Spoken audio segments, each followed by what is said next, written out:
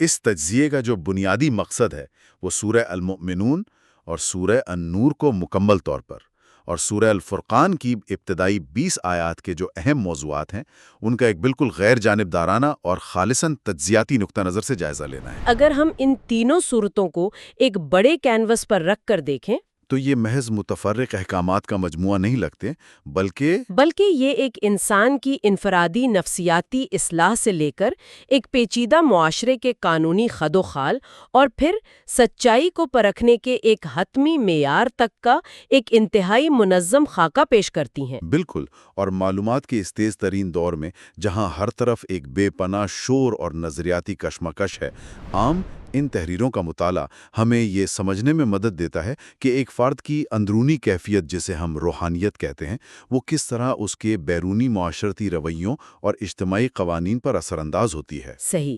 تو اس تجزیے کے ابتدا اگر ہم سورہ المؤمنون سے کریں تو ایک بہت ہی دلچسپ خاکہ سامنے آتا ہے۔ ہاں، اس صورت کے بالکل آغاز میں ہی ایک کامیاب مومن کی 7 بنیادی خاصلتیں یا علامتیں بتائی گئی ہیں، اور مخز میں یہ واضح کیا گیا ہے کہ یہ وہ مخصوص صفات تھیں جو اس وقت رسول اللہ کی بات ماننے والوں کی شخصیت میں عملی طور پر پیدا ہو رہی تھیں۔ اور یہی وہ صفات ہیں جنہیں ان کی دنیاوی اور اخروی کامیابی خاص طور پر فردوس کی آبادی وراثت کی ضمانت قرار دیا گیا ہے۔ تو ان 7 صفات میں جو چیز سب سے پہلے توجہ کھینچتی ہے وہ محض روایتی عبادت نہیں بلکہ نماز میں خشوع کی شرط ہے۔ خشوع کا تصور واقعی بہت گہرا ہے، یعنی یہ صرف ذہن کا حاضر ہونا نہیں ہے بلکہ اس کا مطلب جسم اور اعضاء کا مکمل سکون ہے۔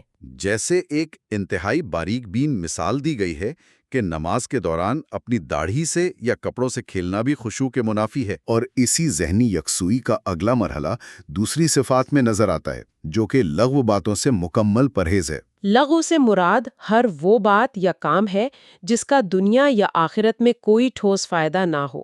یہ وقت کے بہترین استعمال اور انسان کی ترجیحات کے تعین کی طرف ایک واضح اشارہ ہے۔ اور آج کے دور کی جو بے مقصد مصروفیات ہیں ان کے تناظر میں یہ صفات ایک بہت بڑا چیلنج محسوس ہوتی ہے۔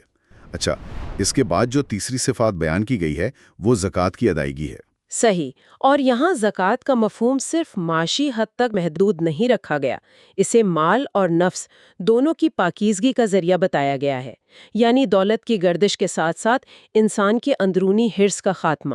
چوتھی صفت اپنی شرم گاہوں کی حفاظت ہے، جسے خاندانی نظام کے اندر محدود رکھنے کا حکم دیا گیا ہے، یعنی اپنے شریک حیات یا اس دور کے مخصوص سماجی رواج کے مطابق لونڈیوں تک۔ ہاں، یہ جنسی جبلت کو ایک قانونی اور اخلاقی دائرے میں لانے کا طریقہ ہے، اور اس کے فوراً بعد آنے والی 5ویں اور 6ٹھی صفات انسانی کردار کی بنیاد ہیں، یعنی امانتوں کی پاسداری اور اپنے عہد و پیمان یا وعدوں کی سختی سے پابندی کرنا۔ بالکل، کیونکہ ایک معاشرہ صرف اسی صورت میں قائم رہ سکتا ہے جب اس کے افراد دیانتدار اور قابل بھروسہ ہوں۔ جو شخص اپنے وعدے کی خلاف ورزی کرتا ہے یا امانت میں خیانت کرتا ہے وہ اس کامیابی کے معیار سے باہر ہو جاتا ہے۔ اور پھر جو 7ویں آخری صفت ہے وہ ان تمام خوبیوں کو سمیٹ لیتی ہے، وہ ہے نمازوں کی وقت پر اور با جماعت ادائیگی کی سخت پابندی۔ اگر اس پوری ترتیب پر غور کیا جائے تو یہ ایک مکمل اور مربوط دائرہ ہے۔ جس تربیت کا آغاز نماز کے خشوع سے ہوا تھا اس کا اختتام نماز کی سخت پابندی پر ہو رہا ہے۔ یہ ایک فرد کی مستقل اور روزمرہ روحانی ٹریننگ کا نظام ہے، اور یہ ترتیب واقعی ایک منظم انسانی نفسیاتی پروفائل بناتی ہے۔ یہاں سے گفتگو کا زاویہ انسان کے اندرون سے نکل کر کائنات کے وسیع تر رازوں اور خود انسان کی اپنی حیاتیاتی تخلیق کی طرف مڑ جاتا ہے۔ انسان کی تخلیق کے مراحل کا جس سائنٹیفک انداز میں ذکر کیا گیا ہے وہ واقعی حیران کن ہے۔ بالکل، ابتدا ایک پانی کے قطرے سے ہوتی ہے جو پھر ایک خون کا لوتھڑا بنتا ہے، اس کے بعد وہ ایک بوٹی کی شکل اختیار کرتا ہے، اور پھر اس گوشت کے ڈھانچے میں ایک نئی تخلیق یعنی روح پھونکی جاتی ہے۔ اور صرف مائکرو سطح پر ہی نہیں بلکہ میکرو سطح پر ارد گرد بکھری نعمتوں کا ربط بھی اسی تخلیق سے جوڑا گیا ہے، جیسے آسمان سے پانی کا ایک خاص مقدار میں برسنا، کھجور اور انگور کے باغات کا پیدا ہونا، طور سینا کا وہ مخصوص زیتون کا درخت جس کا تیل، خوراک اور دیگر مقاصد میں استعمال ہوتا ہے۔ اور چوپایوں کا وجود، جن کے پیٹ سے خالص دودھ نکلتا ہے، جن کا گوشت انسانی خوراک بنتا ہے اور جنہیں سواری کے طور پر استعمال کیا جاتا ہے۔ ان زمینی اور حیاتیاتی مثالوں کو انسان کی پیدائش کے مراحل کے فوراً بعد بیان کرنے میں ایک گہرا استدلال پوشیدہ ہے۔ تخلیق کے ان پیچیدہ مراحل اور کائنات کے اس مکمل ماحولیاتی نظام کا ذکر انسان کو غور و فکر کی دعوت دیتا ہے۔ یہ تمام طبعی نشانیاں اس بات کی دلیل کے طور پر پیش کی گئی ہیں کہ جس ہستی نے ایک حقیر قطرے سے انسان کو اتنی تفصیل کے ساتھ تخلیق کیا، اس کے لیے اس انسان کو مرنے کے بعد دوبارہ تخلیق کرنا کوئی غیر منطقی بات نہیں ہے۔ اور اسی تسلسل کو آگے بڑھاتے ہوئے سورت میں انسانی تاریخ کے مختلف ادوار اور انبیاء کے واقعات کو بطور تاریخی ثبوت پیش کیا گیا ہے۔ ان تاریخی حوالوں میں نوح علیہ السلام کی کشتی کا واقعہ اور طوفان کے دوران ان کی وہ خوبصورت دعا شامل ہے کہ اے رب مجھے برکت والی جگہ اتارنا۔ پھر موسیٰ اور ہارون علیہ السلام کا واضح نشانیوں اور دلائل کے ساتھ فرعون کی طرف بھیجا جانا، اور عیسیٰ علیہ السلام اور ان کی والدہ محترمہ کا تذکرہ کہ کس طرح ان دونوں کو ایک پرسکون، محفوظ اور بہتے پانی والی اونچی جگہ پر پناہ فراہم کی گئی۔ یہ واقعات صرف کہانیاں نہیں ہیں بلکہ حق اور باطل کے درمیان صدیوں سے جاری کشمکش کی مثالیں ہیں۔ ہر دور کے مخالفین اور سرداروں نے سچائی کو ماننے سے انکار کیا۔ ان کی ہٹ دھرمی کا بنیادی نقطہ ہمیشہ یہی ہوتا تھا کہ یہ پیغام لانے والا تو ہم جیسا ہی ایک عام انسان ہے جو ہماری طرح کھاتا پیتا ہے۔ ان کے لیے یہ ماننا ناممکن تھا کہ مرنے کے بعد جب انسان مٹی اور ہڈیاں بن جائے گا تو اسے دوبارہ کیسے اٹھایا جا سکتا ہے۔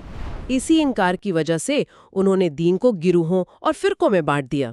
اور اس انکار اور تکبر کا جو حتمی انجام سورت کے آخر میں بیان کیا گیا ہے، وہ کائنات کے ایک بے رحم مگر منصفانہ قانون کی عکاسی کرتا ہے۔ ہاں، بتایا گیا ہے کہ جب قیامت کی گھڑی آئے گی تو انسان کے بنائے گئے تمام دنیاوی رشتے اور تعلقات ختم ہو جائیں گے۔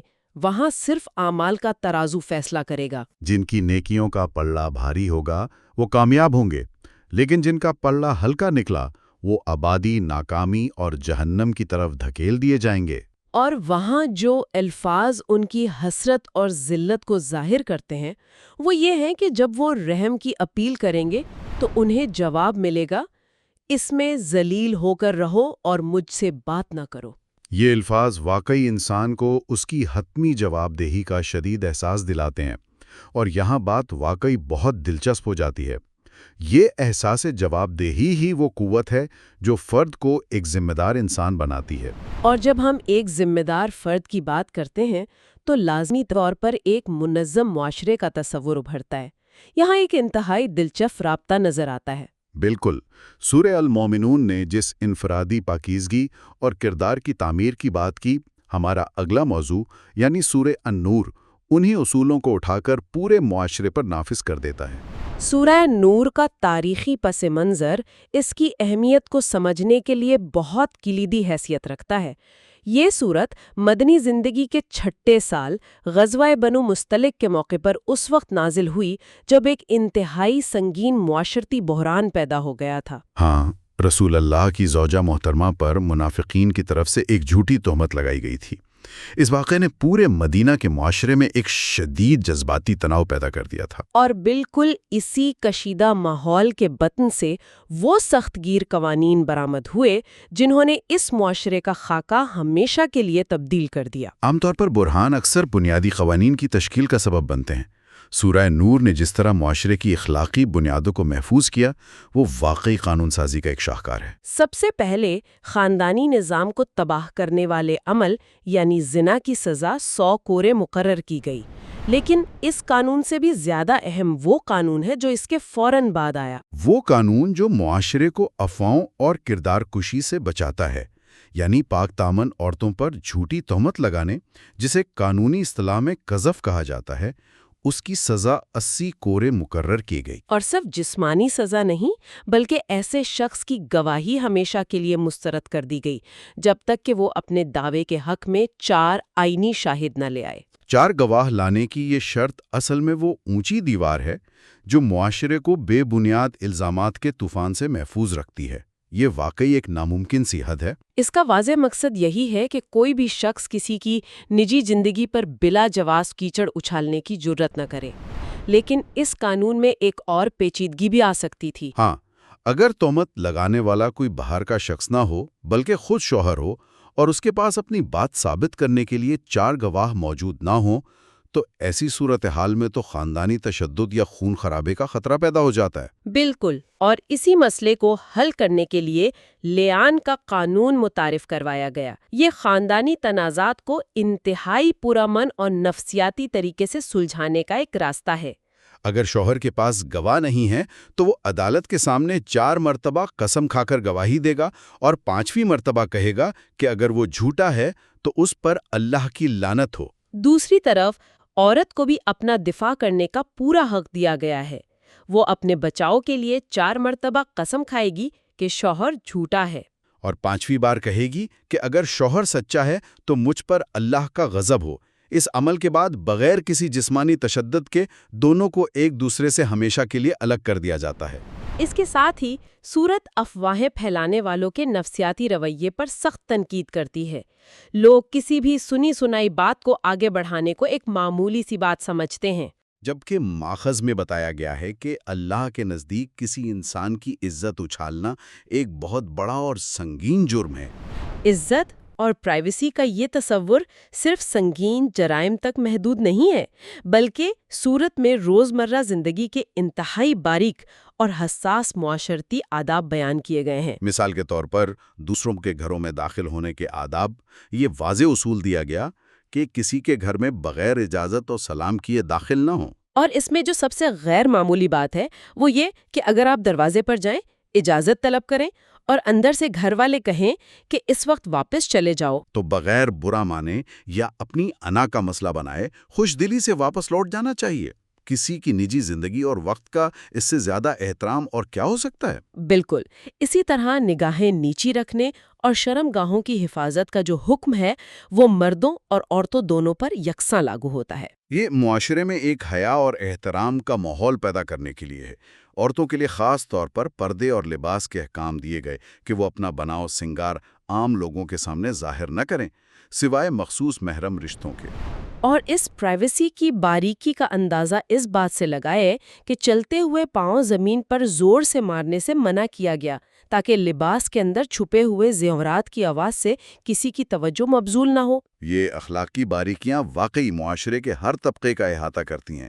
اس صورت میں معاشرے کے کمزور ترین طبقات یعنی غلاموں اور لونڈیوں کے حقوق کا بھی تحفظ کیا گیا ہے۔ غلاموں کی مالی اور سماجی آزادی کے لیے مکاتبت کا طریقہ کار بتایا گیا ہے، جس میں معاشرے کو ان کی مالی مدد کرنے کی ترغیب دی گئی ہے۔ اور اس دور کے ایک انتہائی غنونے رواج کا خاتمہ کیا گیا جس میں مالک چند سکوں کی خاطر اپنی لونڈیوں کو زبردستی جسم فروشی پر مجبور کرتے تھے۔ اس کے علاوہ گھر کی 4 دیواری کے اندر بھی پرائیویسی کا ایک نظام وضع کیا گیا۔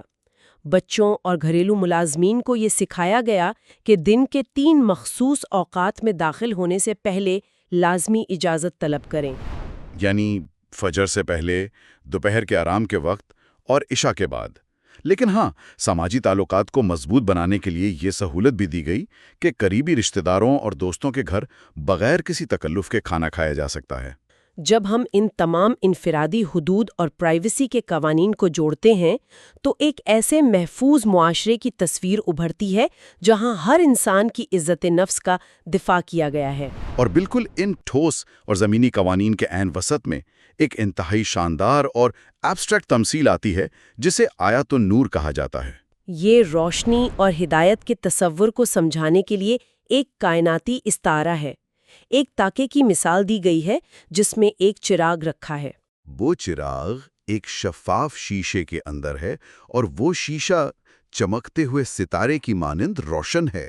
اور یہ چراغ اس مبارک زیتون کے تیل سے روشن ہے جو اتنا خالص اور شفاف ہے کہ آگ چھوئے بغیر ہی خود بخود بھڑک اٹھنے کو تیار محسوس ہوتا ہے۔ یہ نور علی نور کی وہ تمثیل ہے جو انسان کے دل میں اترنے والی الہامی رہنمائی کو ظاہر کرتی ہے۔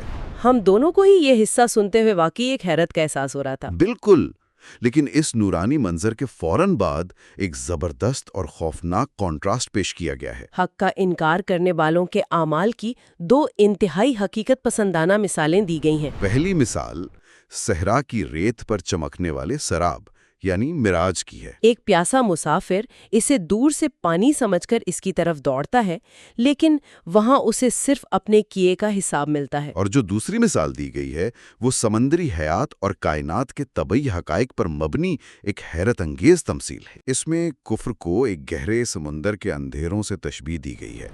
ایسا سمندر جس کی گہرائیوں میں اندھیرا ہے، اس کے اوپر ایک موج چھائی ہوئی ہے، اس موج کے اوپر پھر ایک موج ہے اور اوپر گہرے سیاہ بادل ہیں۔